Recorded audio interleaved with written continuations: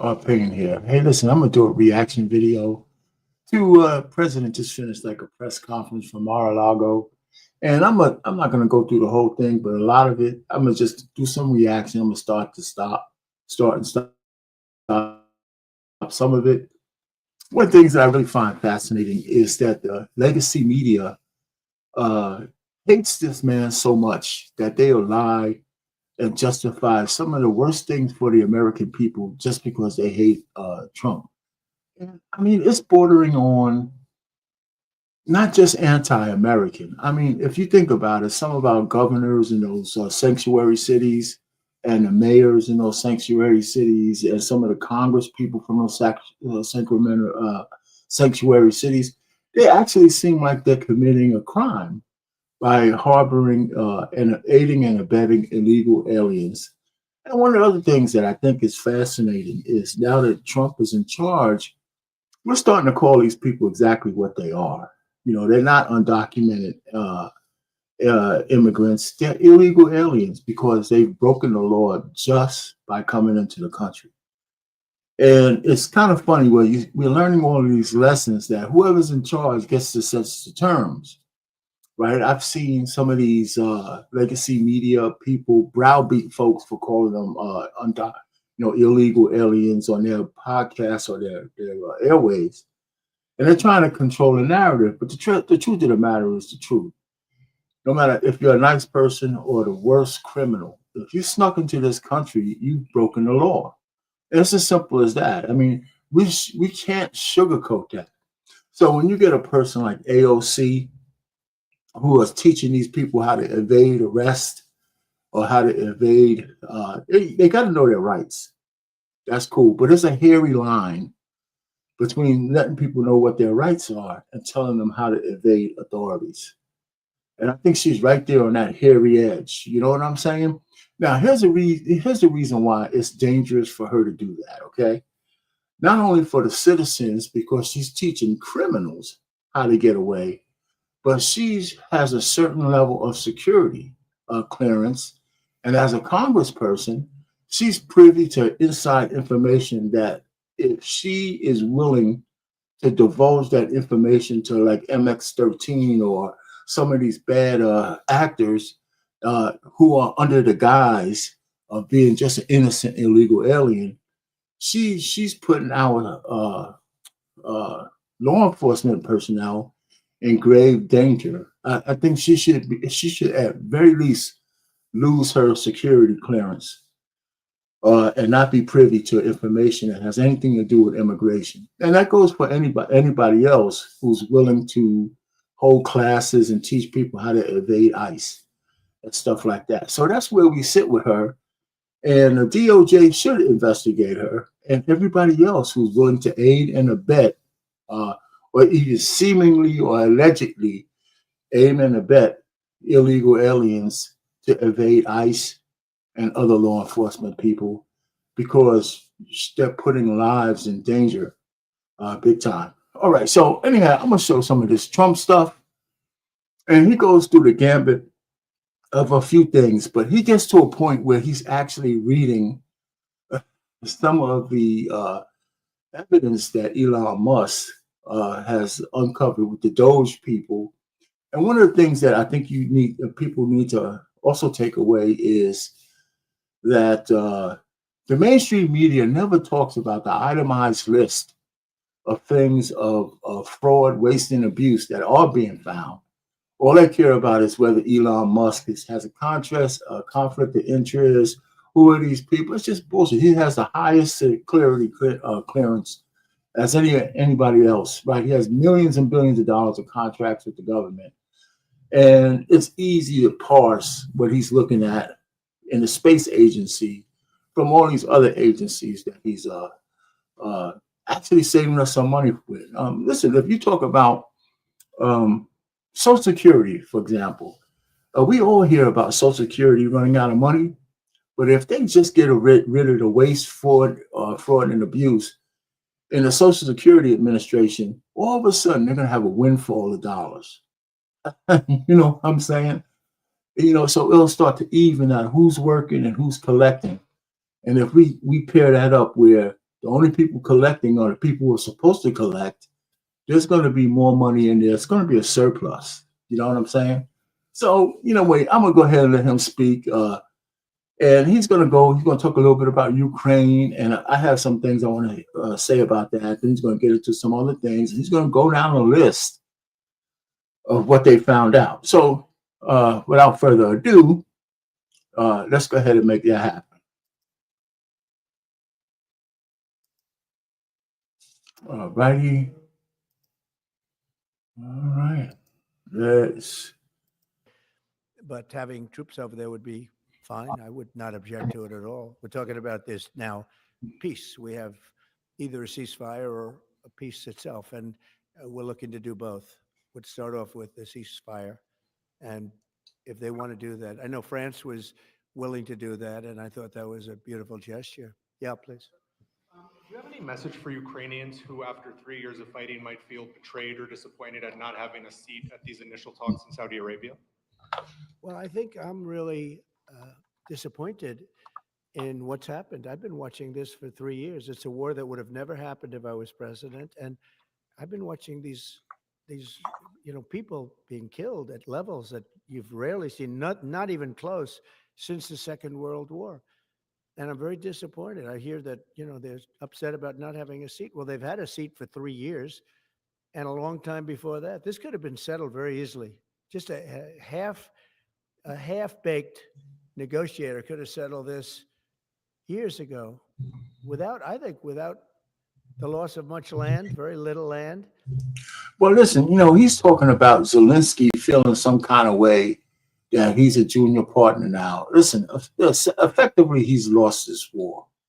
Without our dollars and with all the bloodshed and death and destruction in his country, he's really a junior partner in this ceasefire. And he's going to have to accept some humble pie, which I think he's not going to try to do. He better, because we funneled hundreds and hundreds of billions of dollars to him, and there's no accounting for that money. So I would imagine that he has a few billion squirreled away for himself. Now that's allegedly, but that's what I feel, right? I think, and I said this before on one of these lives, that one, Ukraine could never be part of NATO. Two, they're probably never getting that land back. And three, Putin's going to want him to step down and have another election. And I think in this, I saw some of this press conference, and that's exactly what Trump is going to start to allude to as we're talking about, this negotiation. Without the loss of any lives and without the loss of cities that are just laying on their sides, you have those magnificent golden domes that are shattered, will never be replaced. You can't replace them. 1,000-year-old domes that are so beautiful. You can't replace that. The whole civilization has changed because of what. So when they're worried about not being seated, you mean somebody that should have gone in and made a deal a long time ago. You could have made a deal. This is one that could have made a deal. There was no talk of this during the Trump administration. Putin would have never, ever done it. And by the way, we wouldn't have had October 7th. You know that. We wouldn't have had October 7th either in Israel. And we wouldn't have had that mess that's going on over there. It's like we have great fire people here. We're putting out fires all over the world. We're putting out fires. So that wouldn't have happened. And you know what else wouldn't have happened? Inflation. Because it was caused really by the cost of energy going through the roof because of their bad energy policies and also their spending, their terrible spending, wasteful spending on the Green New Scam. It's a scam. It's a whole big scam. Okay, so listen, I don't know whether October 7th would have happened or not. I think, forget about who our president was. I think it's something fishy by that happening in the first place over in Israel. These people are on guard 24/7. How could something that clumsily be able to happen? We still need to see some kind of investigative a report on that, which we'll never see, by the way.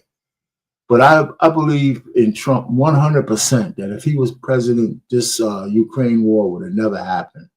Would have never happened. I believe, but he keeps saying it over and over. That's the one I believe. Other stuff, we wouldn't have the Green New Deal, but I'm glad that's coming to an end because it's being the way it's being implemented. But I really believe in what he's saying about the Ukraine war. I don't think that would have happened if he would have been president. However, if he would have been president in two terms in 2020, if he would have got reelected, he would have been a real disaster because he would have had the same mindset that he had from 16 to 20. Like the fact that he had this 4 years to plan and the way this plan of action is going now, it's night and day. He's not really the same guy that he would have been if he would have had a second term in 2020. He's a different person. Maybe the assassination attempts has something to do with that, but also the people he has around him is much different, 100% different than what he had back then. And he had a whole bunch of traitors in his midst back then. So this time, it's a completely different deal. And actually, it's a whole lot calmer. Yeah, please. Yes, sir. I want to ask you a little closer to home. What would it take for you to reconsider the restrictions on the Associated Press? And secondly, some of your advisors are concerned with the Associated Press's style guide, using language and giving guidance to not use words like illegal immigrant or to use phrases like gender affirming care. And they're concerned about that being an encroachment of liberalism in the way in which the press writes about things. Do you share those concerns? Well, I do think that some of the phrases that they want to use are ridiculous. And I think, frankly, they become obsolete, especially in the last 3 weeks, because many things have happened in the last 3 weeks. And I didn't know about that, but I would say that if they want to use certain phrases like that, and I guess some are okay, but many aren't.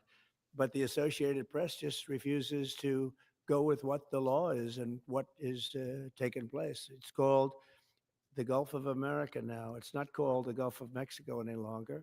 I have the right to do it just like we have the right to do Mount McKinley, and nobody's even challenging that. But only essentially, it's primarily the Associated Press. And I don't know what they're doing, but I just say that we're going to keep them out until such time as they agree that it's the Gulf of America. We're very proud of this country, and we want it to be the Gulf of America. Now, the Associated Press, as you know, has been very, very wrong on the election, on Trump and the treatment of Trump and other things having to do with Trump and Republicans and conservatives. And they're doing us no favors. And I guess I'm not doing them any favors. That's the way life works. But I agree with what he's doing to AP.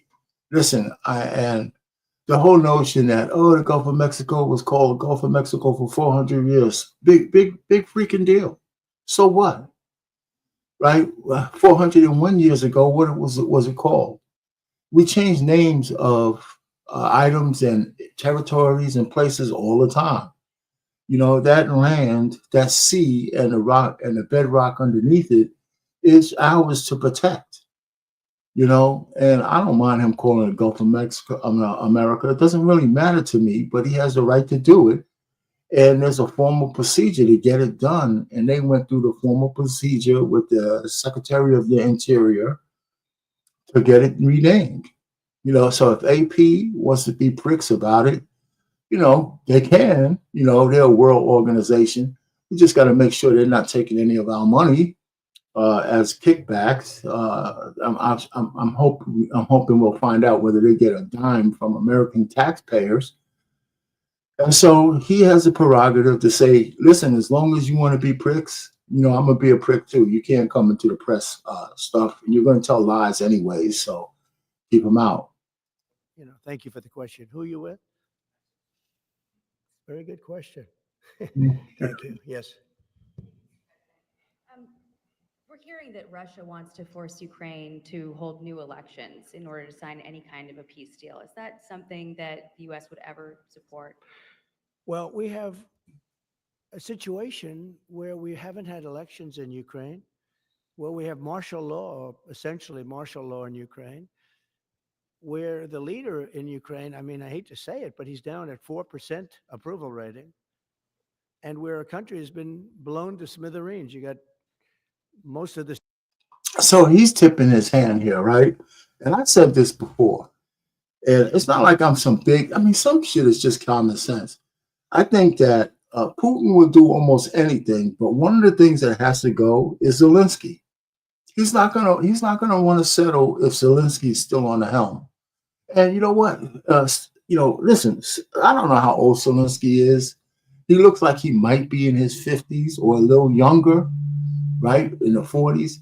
His arrogance is he holds his arrogance over his own people. It's like he doesn't care how many people, how many men in the Ukraine have to die for him to remain in power. Take your billions and just get the hell out of the way. You've done enough damage. Let's stop this war and give your people a break, right? Let your women come back and let them begin to rebuild and populate the country back. And the one thing I think that he should have on his side is have some Russian dollars one-way funnel into helping the rebuild of their country. Maybe not all of it, but the Russians should chip in. Just like when America rebuilds places after we destroy it, Russia could do a little bit of that too. I think that's going to be the way of the future. Just mark my words. The cities are laying on their sides. The buildings are collapsed. It looks like a massive demolition site. So many of the cities. I mean, they haven't done it in Kiev because I guess they don't want to shoot too many rockets in there. They've done it 20%, but they haven't done it 100%. If they wanted to do it 100%, it would probably happen very quickly. But you have cities that are absolutely decimated. And yeah, I would say that, when they want a seat at the table, you could say wouldn't the people of Ukraine have to say, like, it's been a long time since we've had an Yes. election.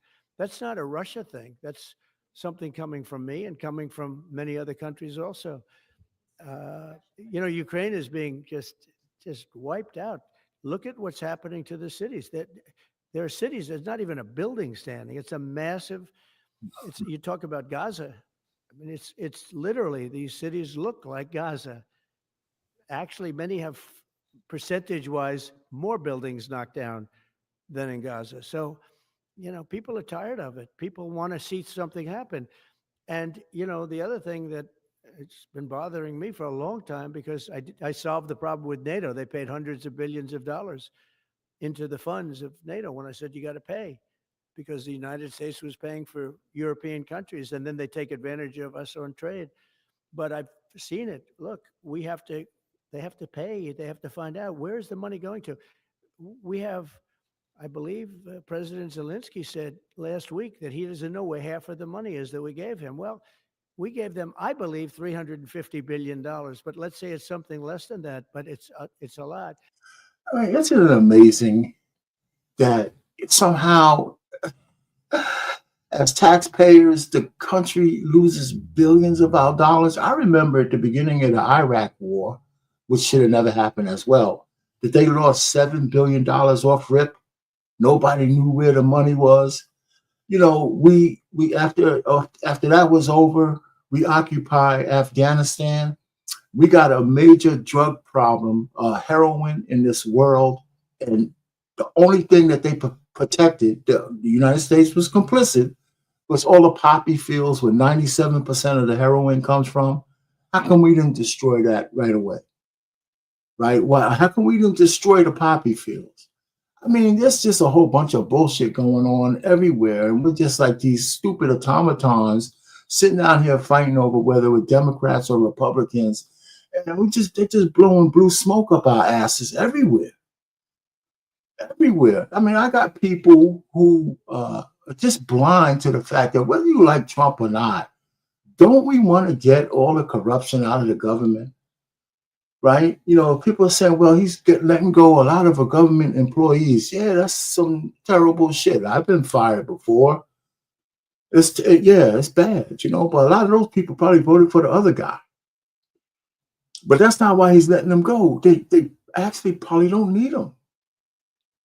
Everybody's got to be on a re-education program. My daughters are early in the workforce.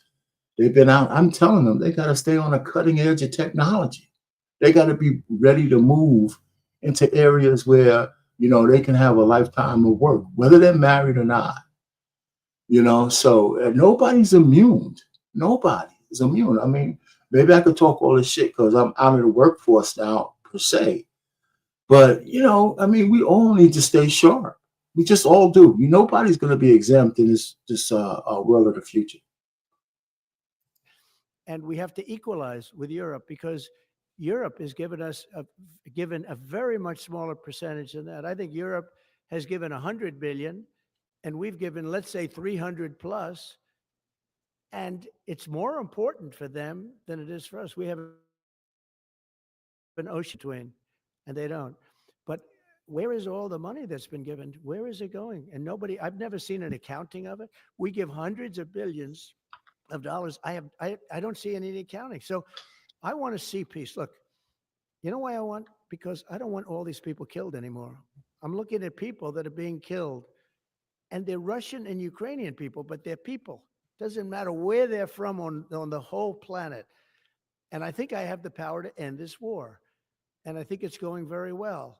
But today I heard, oh, well, we weren't invited. Well, you've been there for 3 years. You should have ended it 3 years. You should have never started it. You could have made a deal. I could have made a deal for Ukraine that would have given them almost all of the land, everything, almost all of the land, and no people would have been killed, and no city would have been demolished, and not one dome would have been knocked down. But they chose not to do it that way. And President Biden, in all fairness, he doesn't have a clue. What he was so bad for this. It was so bad, so pathetic. It's so sad. But with all of that being said, look, it is what it is. When I left, there was no chance that this could have happened, but it happened because we had incompetent leadership at many different levels.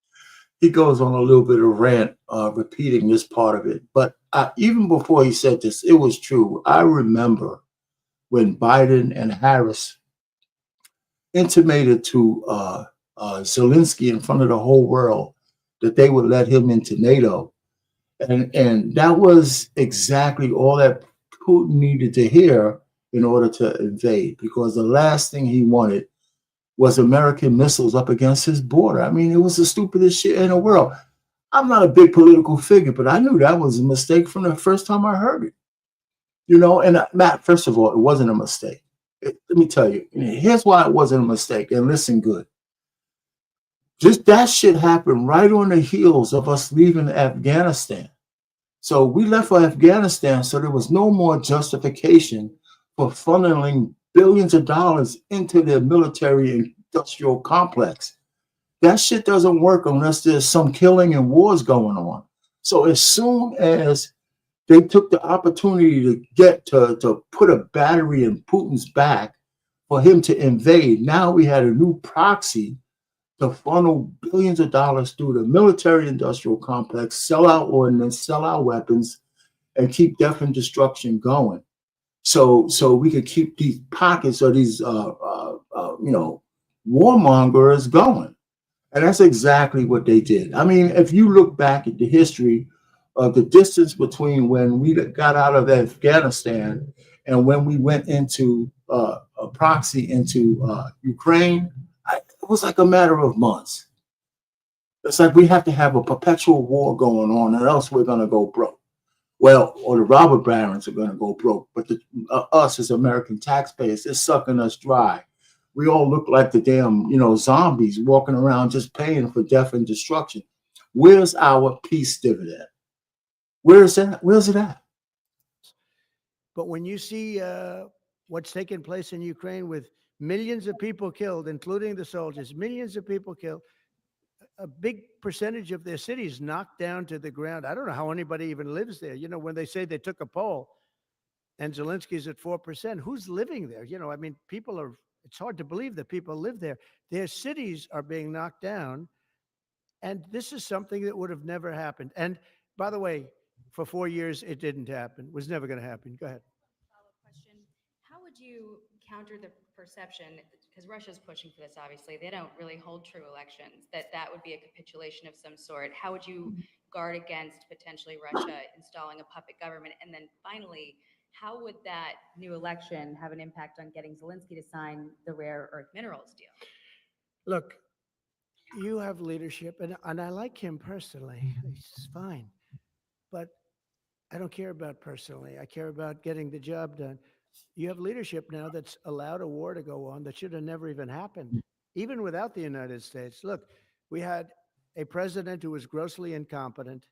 He had no idea what he was doing. He said some very stupid things, like going in for portions and all of the things. He made a lot of bad statements, but he's grossly incompetent. And I think everyone knew that.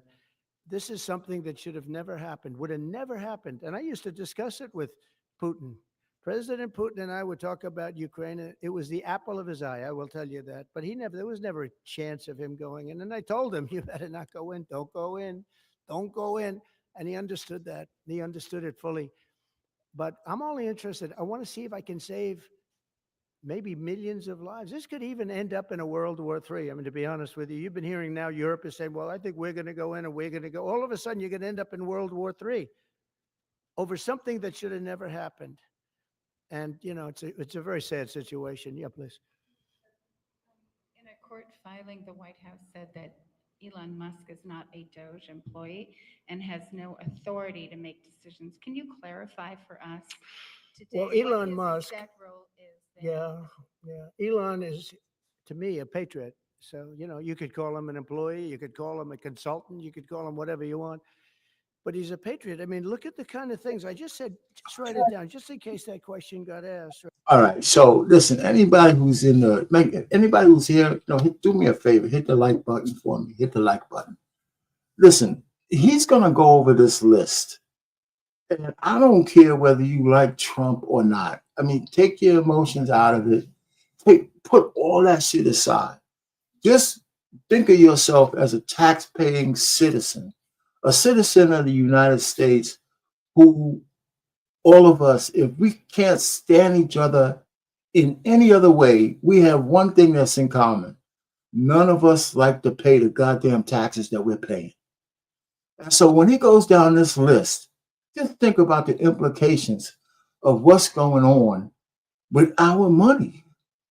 And okay, if it was Mother Teresa doing this audit, nobody would really be going crazy over it. So what? It's Trump doing it, okay? He's president. He got elected for a mandate to do this thing, whether you like him or not. I think it's a good goddamn thing that he's doing it. Find out where the skeletons are buried. And if he can take $1 trillion off the table, $2 trillion off the table, I don't care if you're black, you're white, I don't care where you stand on the political spectrum. That shit's good for all of us. Right? And which I'm surprised it took so long, actually. But you know what? Ukraine's a bigger deal because people are dying by the thousands a week, thousands. But look at this, from 90 to 99, Social Security, 6,054,000 people. Well, that's okay. Maybe that's possible. 90 to 99, maybe it's possible. It's a lot of people, though. Yeah, there's no 6 million people that People old. that live to 100 to 109, 4,734,000. Wow, that's a lot. That means over 100 years old. They're 4 million people. I don't know too many. I know people that are doing great in their 90s, but not too many people over 100. But over 120, from 120 years old, people that are 120 years old up to 129, 3,472,000 people. Wow.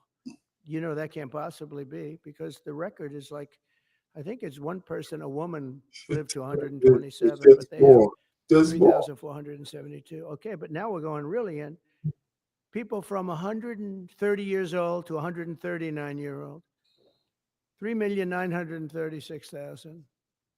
Wow.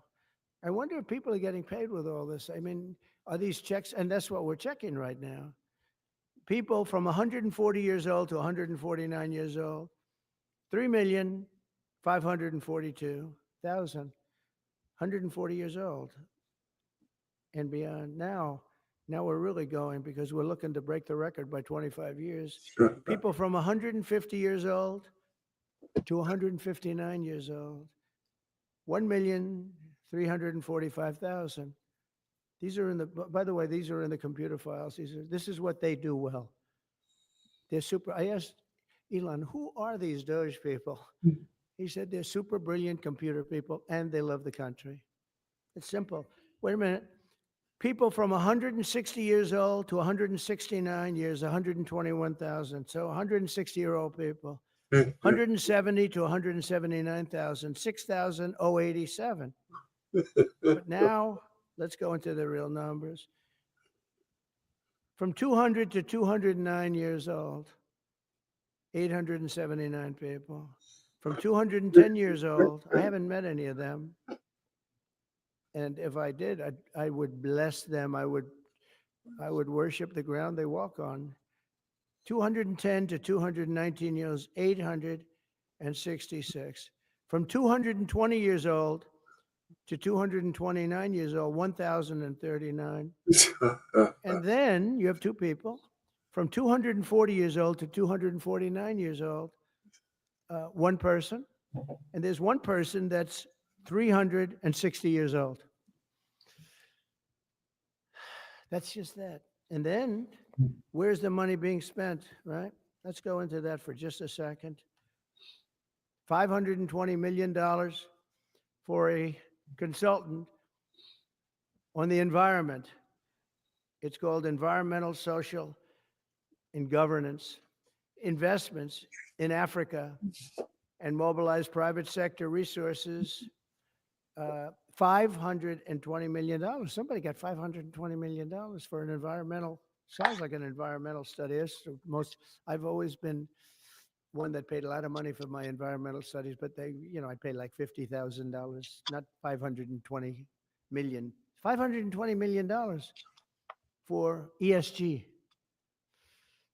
$25 million to promote biodiversity, conservation, and promote licit livelihoods by developing socially responsible behavior in the country of Colombia. Well, it's nice. 25 million to go into Colombia for something that nobody ever heard of. $40 million to improve the social and economic inclusion of sedentary migrants. 40 million.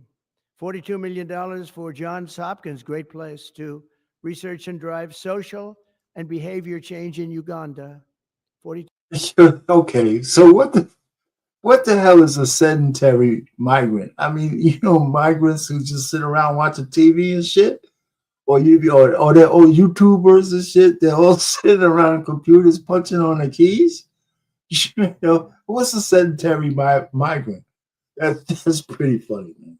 2 million. What about us? What about social change in our country? $70 million for a center at Purdue to research university-sourced, evidence-based solutions to developmental challenges. I mean, these are massive numbers on things that nobody ever heard about. $10 million for Mozambique voluntary medical male circumcisions. $10 million for circumcisions in another country.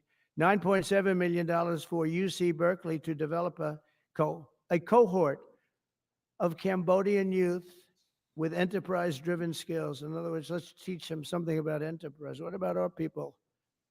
Can't we teach them about enterprise? $2.3 million for strengthening independent voices in Cambodia. $32 million to the Prague Civil Society Center, which is a very liberal group of people. Wonder how much of that money came back to the people that approved it. $14 million for improving public procurement in Serbia. $486 million to the Consortium for Elections and Political Process Strengthening, including $22 million for inclusive and participatory political process in Moldova, and $21 million for voter turnout in India. Well, why are we giving $21 million to India? They got a lot of money. They're one of the highest taxing countries in the world in terms of us. We can hardly get in there because their tariffs are so high. I have a lot of respect for India. I have a lot of respect for the prime minister. He just left, as you know, 2 days ago. But we're giving $21 million for voter turnout. It's voter turnout in India. What about like voter turnout here? We've done that, I guess. We did 500 million, didn't we? It's called the lockboxes. $20 million for fiscal federalism in Nepal. Listen to these numbers. This is all fraud. $19 million for biodiversity conservation in Nepal. $1.5 million for voter confidence. We want to give them confidence in Liberia. $14 million for social cohesion in Mali. $2.5 million for inclusive democracies in South Africa. $47 million for improving learning outcomes in Asia. Asia's doing very well. They're doing a lot better than we do in the schools, aren't they? $2 million to develop sustainable recycling models to increase socioeconomic cohesion among marginalized communities in Kosovo and Eshkali and in Egypt. Well, let me stop this one second, okay? So he's almost finished. Listen, and here's where, again, I don't understand the legacy media, right? All they're talking about is how disruptive he is doing, trying to ferret out the waste, the fraud, and abuse.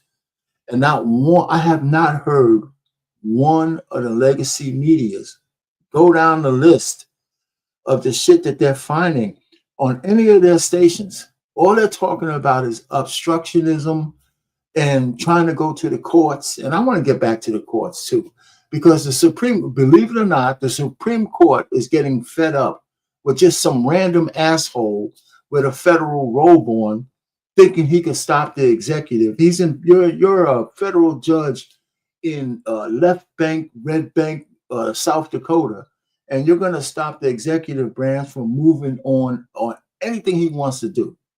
And the Supreme Court has gotten wind of this shit, and they're really pissed off that these judges are overreaching their boundaries. Now, just like, and my big example, just like the executive order for ending birthright citizenship was an overreach by Trump. You cannot interpret the Constitution with an executive order. That needs to go to the Supreme Court for final or re-adjudication, right? Because we know the words in that 14th Amendment was to give blacks birthright citizenship. But just like the rest of the Constitution, it was written broadly enough that you could ride a train through a lot of it. Anyway, so all I'm just trying to say is that all of these so-called victories of when some podunk asshole in a black robe that's a federal judge tries to stop him from doing his job as the executive, they almost always get overturned. You just don't hear about it on the legacy media when it gets elevated because they're doing an overreach. Right? He's an executive. He should be able to do what he needs to do with the executive branch. But yes, there got to be some kind of limits. And testing those limits is not a constitutional crisis. It's the way our system of government is supposed to work. All right, so let's keep going. We're talking about hundreds of billions of dollars. I could, by the way, I could read this all day long. I could go on all day long, and you'll see hundreds of billions of dollars, and we're doing it. But when I saw the Social Security numbers, I said, wow, that's really something. So we have, let's just go above 100 years old. We have millions and millions of people over 100 years old. Everybody knows that's not so. We have a very corrupt country, and it's a sad thing to say, but we're figuring it out. Now, the good thing about Social Security and what I read is if you take all of those numbers off, because they're obviously fraudulent or incompetent, but if you take all of those millions of people off Social Security, all of a sudden we have a very powerful Social Security with people that are 80 and 70 and 90, but not 200 years old. You know, so it's a very positive thing. How about over here? Yeah, please. Who resigned? The head of Social Security. I don't know. I mean, I resigned or got fired. I think got fired. You know, when you fire somebody, they always resign and then they say, we resigned. But when you have numbers like that, I think really it's got fired. Well, let me tell you, whether he got fired or he resigned, how can anybody who's in charge of the Social Security Administration maintain that job with all of that shit going on? I mean, how can that be? Listen, again, you got to forget about Trump derangement syndrome. In any job, if your organization is performing that bad, you do not have the right to stay in that job. How could you be that asleep at the switch? without being a part of the problem. They have to get fired. Who would keep them? How could you have numbers like this? Now the big thing is, how many of these people got paid? Were they getting paid? Were they getting paid? How many of them were getting paid Social Security? Because if that's the case, it's a massive fraud. We'll have to call those great Palm Beach police into this situation, right? You guys would figure that out very quickly. But how many of them are being paid? I mean, maybe millions of them, but it's a total fraud. Also, a lot of illegal immigrants are in Social Security that shouldn't be there. Yeah, please go ahead. President, there was a big wave of probationary federal workers who were fired over the weekend. Some of these workers focused on nuclear weapon security were immediately rehired. Do you have any concerns about how these terminations have No, played out? not at all. I think we have to just do what we have to do. It's, you're gonna. It's amazing what's been found right now. It's amazing. If we feel that in some cases they'll fire people and then they'll put some people back, not all of them, because a lot of people were let go. Don't forget, I got elected on the basis of making our government stronger and smaller, because we have millions of people that obviously they're paying millions of people that shouldn't be paid. And that has also to do with workers. Yeah, please. I was going to stop it here. Just so I wanted to hit that last point, and you can go and find this. I'll put the link in the description if you want to see the rest of it. The point really is there's going to be some mistakes, right? But taking a person out of their job and later on saying, you know what, we actually need them and giving them their job back, well, that's not the end of the world. With this big movement, there's going to be some mishaps in terms of people letting people go who shouldn't be let go. We could make a mountain out of that molehill, but as long as those people got their job back because there was justifications for it. So that means that the net that they're casting, sometimes is wider than it needs to be. And so once you find that out, you go back and you go ahead and rectify the problem. I don't see any issue with that. There's no way you could do this massive movement without a few people getting caught in the net that shouldn't be in the net. Right? We could bitch and moan about it. We could make it into a headline news on ABC or MSDNC or all the rest of these things. But the truth of the matter is these are minor blips on a moving train.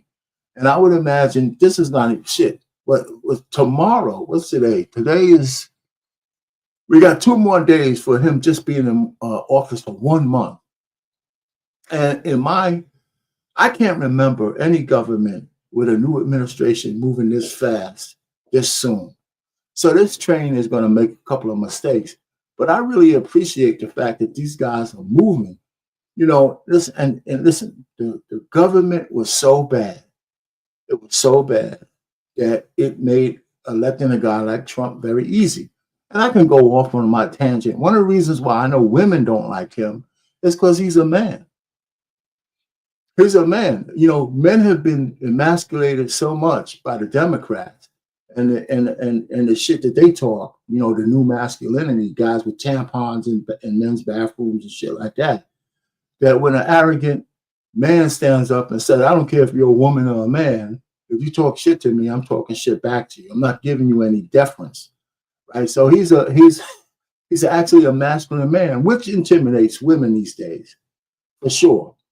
And we need more masculine men out there. So this is my kind of guy. That's why you got so many men, white men, black men, Hispanic men, just men in general saying, you know what, we need somebody like that, as opposed to putting a chick like Harris in office.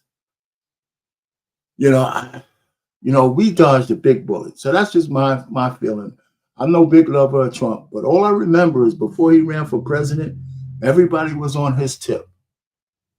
Oprah Winfrey, Al Sharpton, who he funded, by the way, when Al Sharpton was running for president, and all this kind of stuff. But all of a sudden, when he wanted to become president, since he's not a part of the clique, everybody hates him, right? And as a black man, let me tell you, I don't care whether he likes being a white man. That shit doesn't intimidate me, right? It doesn't. He should like being who he is.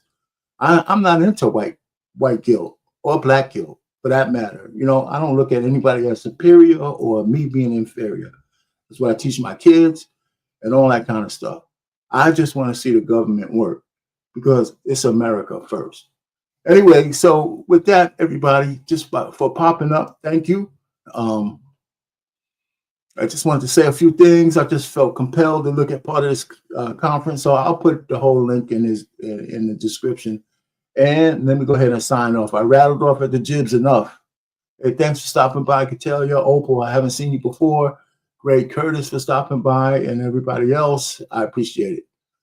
Take it easy. Our pain. Over and out.